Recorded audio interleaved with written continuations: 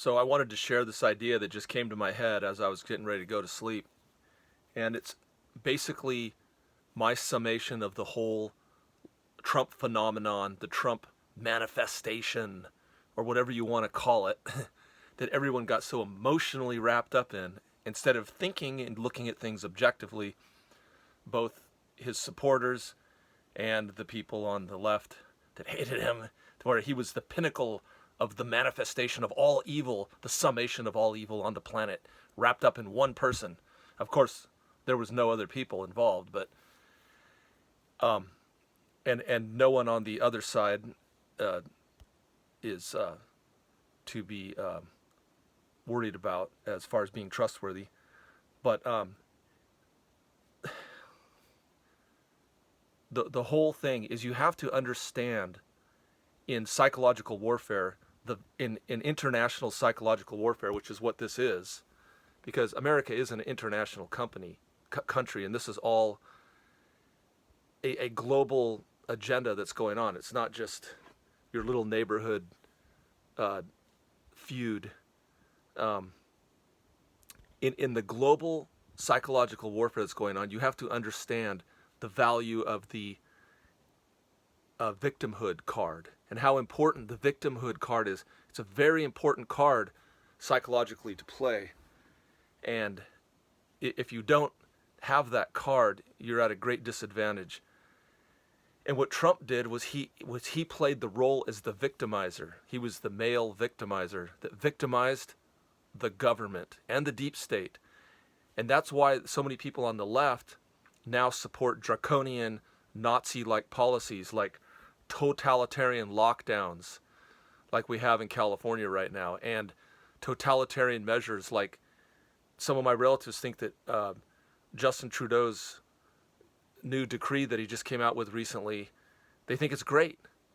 And the reason why is because the emotional roller coaster ride that everyone engaged in, except for those of us that were standing off and aloofly observing what was going on and looking at things objectively.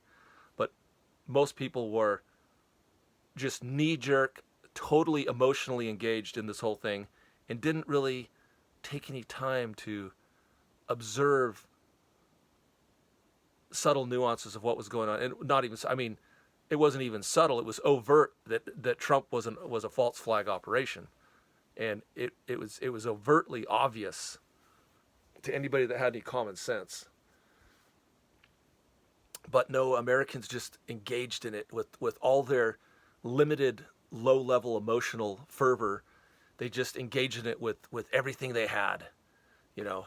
And the media was right there providing you with the psychological junk food to keep you in a depraved, mental, low-life state that was like down in the lower chakra mental level the whole time. And everybody just was drooling at the mouth just in this whole last 4 years. It brought everybody was brought down to a very low level of intelligence on both the left and the right. And they succeeded in doing what they wanted to do, which was to bring the masses of people, the lemmings, which is 98% of the people in America, to a very low level of intelligence where they could be easily manipulated. And that's how we've gotten to this state. And like people sit there and say, we need a patriotic movement. We need gun rights. We need this. We need that. We need to get back our free. Hey, you guys surrendered your freedoms. And the reason why you surrender them, because you're a bunch of ninnies. You all react out of emotionalism and fear, and you don't think. You've chosen not to think. You've chosen to just be like someone who's like a really weak, emotional, impulsive, reactionary person, and you've chosen to not think about anything. And now you're paying the results. You know, and to me, just only reacting emotionally to everything and not thinking and observing what's going on, to me it's a form, to me it's immoral to be like that, because it's hurting all of us. It's going to hurt you. It's going to hurt our children, our next generation that's coming up. It's going to hurt our future. It's going to destroy our country to be in this low level emotional reactionary state all the time, and and feeding into the media junk food, psychological junk food that they give you all the time. And you know the left would have never bought into this. Like when I was growing up in the 70s and 80s, they wouldn't have bought into this whole thing easily. But this generation did. This generation of old people that are the acceptors of the new totalitarian government, the ones that are the promoters of it, they have a different, they've lost the ability to reason, and it's because it goes back to what I said in the beginning, the victimhood card. Trump came in, and what he did is he made the institutions of government, which normally shouldn't even be trusted, he made them the victim. So therefore, if Trump is evil and he victimizes, he is the summation, of all evil, the pinnacle of all evil that's ever existed on the whole planet. And since that's the role that he played in this political theater that everyone engaged in, except for those of us who were paying attention and could stand aloof and observe this silly, childish circus, a low-level mentality circus. Everybody just emotionally engaged in it, and they turned their brains off. It was like time to turn the brain off, and they just went in robot mode, emotional, animalistic robot mode, and their consciousness became the Trump roller coaster ride, whether they were for or against them.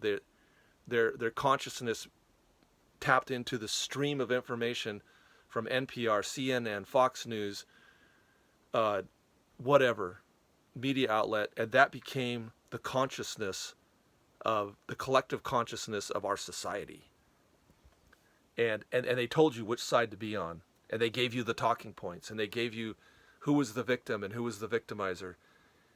And so, since Trump thoroughly victimized the government as a poor little, like he victimized them to the point where the government became almost like the little boy in what was that story? The kid that was the orphan in the orphanage, and he had too much. He got an extra serving of porridge, and they caught him, and they, beat him to death, or almost beat him to death. What was that? Little Timmy. I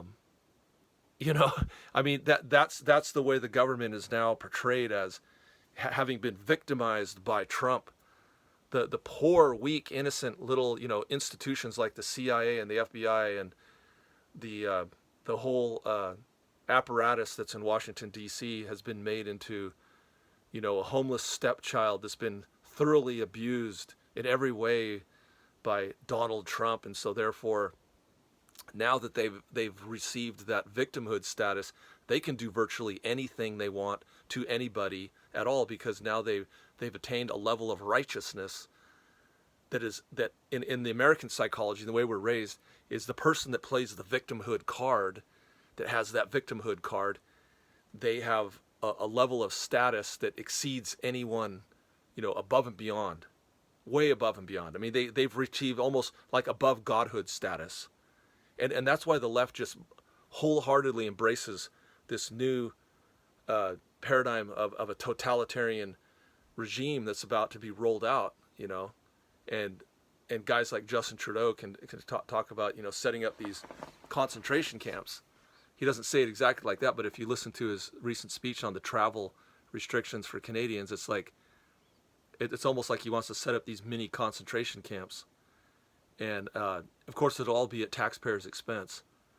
And the reason why the left is embracing this is because they've achieved the highest level of victimhood status that you could ever achieve with Donald Trump, who's the pinnacle of all evil. And there's no way out of it. You can't convince these people. I mean, they're like locked in. It's like they've got lockjaw. It's like they got it's irreversible. And it's really sad. It's really scary that people would have allowed themselves to be manipulated to this level, to where they would accept measures in their society that's going to not only harm them but harm everyone else around them, including them, their family, and their children. It's just amazing.